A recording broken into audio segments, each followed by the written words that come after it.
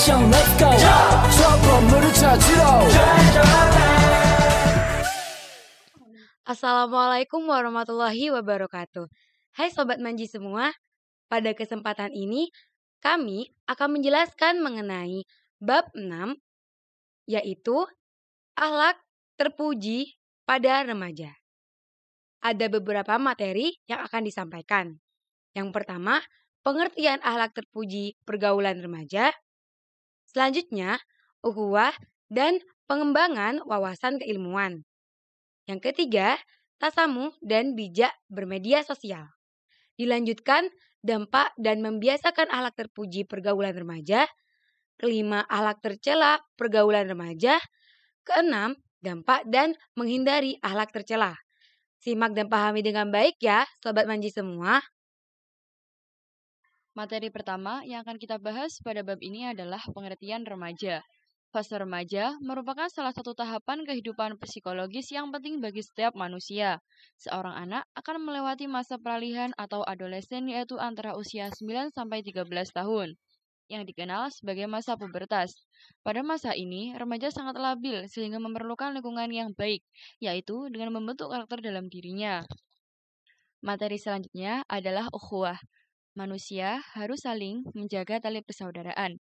Persaudaraan yang dibangun tidak hanya terbatas pada persaudaraan yang dilandasi oleh kesamaan agama atau ukhuwah Islamiyah saja, tetapi juga menyangkut persaudaraan dalam bingkai bangsa dan negara, yaitu ukhuwah watoniyah, dan persaudaraan antar sesama manusia, yaitu ukhuwah insaniyah. Nah, di dalam Islam, dalam rangka menjaga kesucian pergaulan remaja agar terhindar dari perbuatan zina, Islam telah membuat batasan-batasan sebagai berikut. Yang pertama, laki-laki tidak boleh berduaan dengan perempuan yang bukan mahramnya. Yang kedua, laki-laki dan perempuan yang bukan mahram juga tidak boleh bersentuhan secara fisik. Dan yang terakhir atau yang ketiga, yaitu laki-laki ataupun perempuan tidak boleh mengadakan pergaulan dengan orang yang dapat menjerumuskan ke dalam perilaku lesbian, gay, biseksual, transgender, dan lain sebagainya. Materi selanjutnya adalah mengembangkan wawasan keilmuan.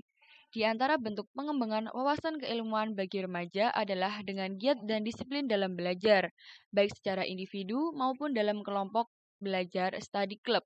Sehingga sebagian remaja sudah terlihat kehebatan intelektualitasnya dalam berbagai bidang pemikiran dan perasaan sehingga mampu melahirkan karya-karya bermutu dalam bidang seni, sains, dan juga teknologi. Yang ketiga yaitu mengembangkan sikap saling menghormati dan menghargai atau tasamuh. Tasamuh atau toleransi adalah rasa tenggang rasa atau sikap menghargai dan menghormati terhadap sesama, baik terhadap sesama muslim maupun dengan non-muslim. Sikap tasamuh juga berarti sikap toleran, yaitu tidak mementingkan diri sendiri dan juga tidak memaksakan kehendak. Islam mengajarkan umatnya untuk bersatu dan tidak bermusuhan. Terhadap pemeluk agama lain diperintahkan bersikap tasamuh dalam urusan duniawi, tidak menyangkut masalah akidah, syariah, dan ubudiyah. Yang keempat yaitu bijak dalam menggunakan media sosial. Pemanfaatan media sosial yang tepat akan sangat berguna bagi perkembangan peradaban manusia.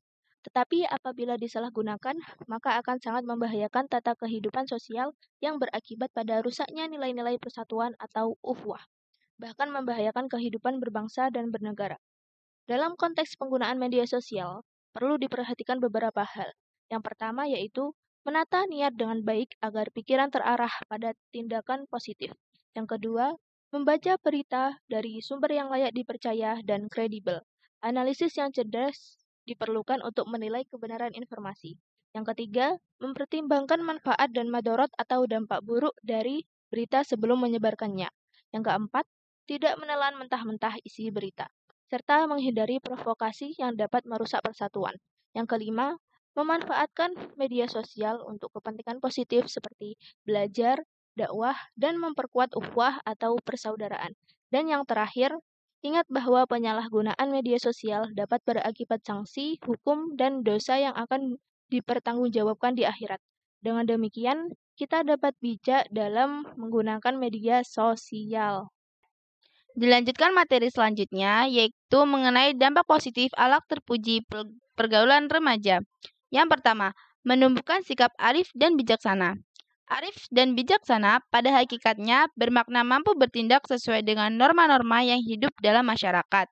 Yang kedua, menumbuhkan sikap disiplin diri.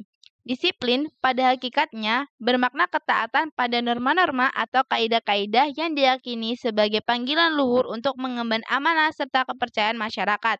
Yang ketiga, menumbuhkan sikap mandiri.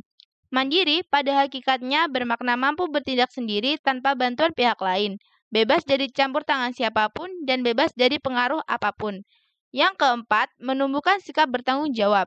Bertanggung jawab pada hakikatnya bermakna kesediaan dan keberanian untuk melaksanakan semua tugas dan wewenang sebaik mungkin, serta bersedia menanggung segala akibat atas pelaksanaan tugas dan wewenang tersebut.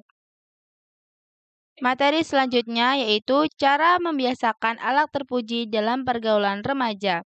Yang pertama, menutup aurat. Seperti yang kita ketahui, aurat pada laki-laki dan perempuan itu berbeda.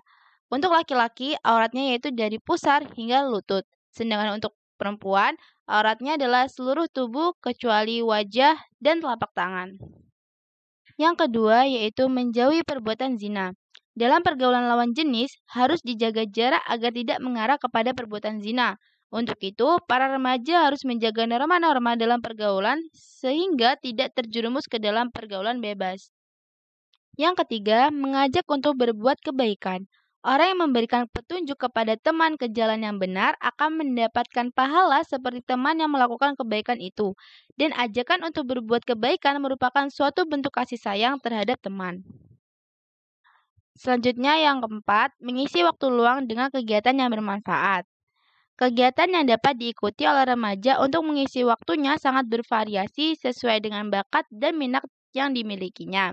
Misalnya, dengan mengikuti kegiatan ekstrakurikuler, mengikuti kursus-kursus untuk meningkatkan keterampilan kewirausahaan, mengikuti kegiatan keolahragaan, ataupun mengikuti kegiatan-kegiatan keagamaan di lingkungan masyarakat. Selanjutnya yang kelima, tawaduk kepada yang lebih tua dan menyayangi yang lebih muda. Akhlak dalam pergaulan dengan yang lebih tua dan yang lebih muda harus diperhatikan. Kepada yang lebih tua, para remaja harus menunjukkan sikap hormat, tawadu atau rendah hati, dan kepada yang lebih muda harus mengembangkan sikap sayang dan dapat membimbing yang lebih muda untuk berperilaku sopan. Selanjutnya yang terakhir yaitu santun dan rendah hati.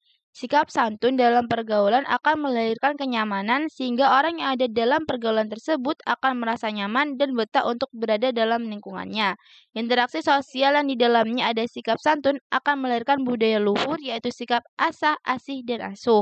Orang yang memiliki sikap rendah hati akan memandang dirinya pada posisi yang benar.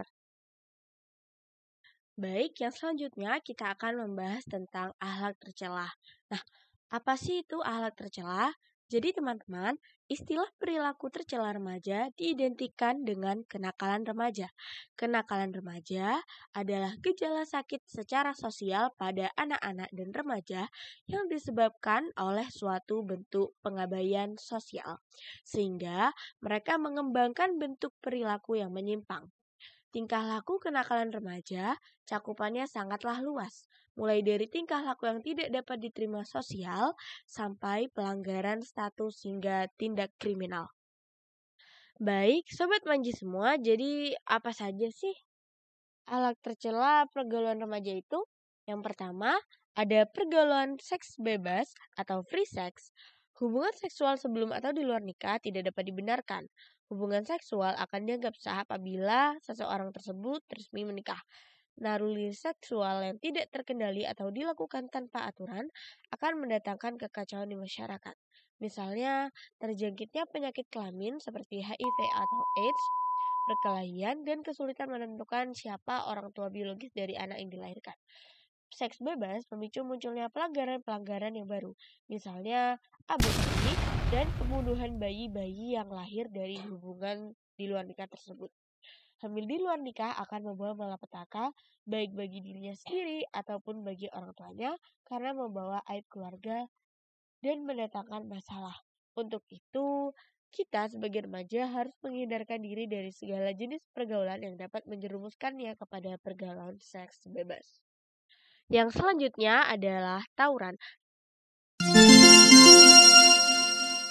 remaja yang terlibat dalam tawuran seringkali dipicu oleh persoalan yang sebenarnya sederhana, misalnya saling ejek, senggol kendaraan, dan lain-lain. Yang lebih parahnya lagi adalah ada beberapa remaja yang terlibat tawuran, tetapi sebenarnya mereka tidak tahu apa penyebabnya. Mereka hanya ikut-ikutan dengan dalih solidaritas yang keliru. Untuk itu, kita sebagai remaja harus jeli dan hati-hati apabila menghadapi permasalahan semacam ini ya teman-teman. Yang ketiga adalah mengkonsumsi minuman keras. Di dalam alkohol ada racun yang disebut protoplasmik, yaitu racun yang mempunyai efek depresan pada sistem syaraf. Sehingga orang yang mengkonsumsi minuman alkohol secara berlebihan akan kesulitan untuk mengendalikan diri baik secara fisik maupun psikologis. Nah, hal inilah yang menyebabkan seorang pemabuk sering melakukan keonaran atau keributan bahkan perkelahian hingga pembunuhan. Oleh karena itu, pemabuk maupun pengedar minuman keras dianggap pelanggar norma-norma sosial dalam masyarakat. Yang keempat dan terakhir adalah penyalahgunaan narkoba. Narkoba merupakan singkatan dari narkotika, psikotropika, dan bahan adiktif lainnya. Pada awalnya, narkotika digunakan dalam dunia medis untuk keperluan operasi karena dapat memberikan rasa nyaman dan menghilangkan rasa sakit untuk sementara waktu. Namun dalam perkembangannya, narkotika sering disalahgunakan bukan untuk kepentingan medis. Apabila digunakan tanpa pengawasan dokter, maka akan sangat membahayakan ya teman-teman, karena akan berpengaruh kepada sistem kerja otak dan dapat menimbulkan ketergantungan atau kecanduan. Selanjutnya yaitu dampak akhlak tercela pergaulan remaja. Yang pertama, dampak dari perbuatan akhlak tercela yaitu bertentangan dengan nilai-nilai ajaran agama Islam. Perbuatan akhlak tercela merupakan perbuatan yang sangat dilarang dalam ajaran agama Islam, bahkan bertentangan dengan nilai-nilai ajaran agama Islam, seperti fenomena kekerasan dan tawuran antar pelajar, amuk massa secara beringas melawan aparat, atau unjuk rasa yang anarkis yang mengakibatkan jatuhnya korban jiwa dan juga kerugian material merupakan contoh perilaku yang bertentangan dengan nilai-nilai agama. Dampak yang kedua yaitu hilangnya budaya malu. Orang yang mempunyai rasa malu, dia itu cenderung akan berhati-hati dalam melakukan suatu perbuatan. Berbeda dengan remaja yang kehilangan rasa malunya. Mereka ini cenderung bangga dengan perilaku tercela yang telah ia lakukan. Dan bahkan mereka ini merasa bahwa perbuatan salah yang dilakukannya ini sebagai suatu perbuatan yang benar. Kemudian dampak yang ketiga yaitu menimbulkan masalah kesehatan. Nah, banyak sekali perbuatan-perbuatan akhlak tercela ini yang dapat menimbulkan masalah kesehatan. Salah satunya yaitu perbuatan seks bebas yang dapat memunculkan masalah kesehatan yang sangat serius, bahkan bisa menularkan virus yang bernama virus HIV atau AIDS.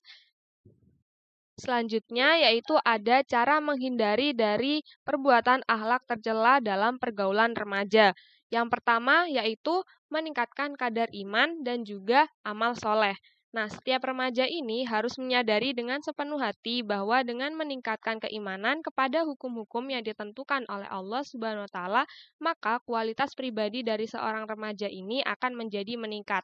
Nah, tentunya keimanan ini juga harus ditindaklanjuti dengan mengamalkan ajaran-ajaran agama, misalnya dengan belajar tekun serta mengembangkan minat dan bakat yang dimilikinya. Kemudian cara menghindari yang kedua yaitu dengan meningkatkan kualitas akhlak dan juga etika dalam bergaul. Nah, manusia ini kan merupakan makhluk sosial, sehingga dalam kehidupannya itu pasti membutuhkan manusia yang lain. Nah, untuk itu remaja ini merupakan bagian dari anggota masyarakat yang harus menjaga kehidupan di lingkungan masyarakatnya sehingga terwujud kehidupan yang harmonis. Cara yang dapat kita lakukan agar terhindar dari akhlak tercela selanjutnya yaitu mengatur waktu dengan baik. Remaja ini merupakan harus menggunakan kesempatan yang ada. Jangan sampai menunda-nunda suatu pekerjaan yang seharusnya dapat diselesaikan atau menyia-nyiakan kesempatan yang ada. Nabi Muhammad SAW pernah bersabda, Ani Bani Abbas radhiyallahu anhuma qala Nabiyyu sallallahu alaihi wasallam ni'matani maubunun fihima kasirun minan nasi sohatu wal faragu, yang artinya dari Ibnu Abbas radhiyallahu anhuma dia berkata, Nabi Shallallahu Alaihi Wasallam bersabda, dua kenikmatan kebanyakan manusia tertipu pada keduanya, yaitu kesehatan dan juga waktu luang. Hadis riwayat Bukhari. Sekian materi pada bab 6 yang dapat kami sampaikan. Semoga penjelasan dari kami dapat diterima dan bermanfaat bagi Sobat Manji semua. Wassalamualaikum warahmatullahi wabarakatuh.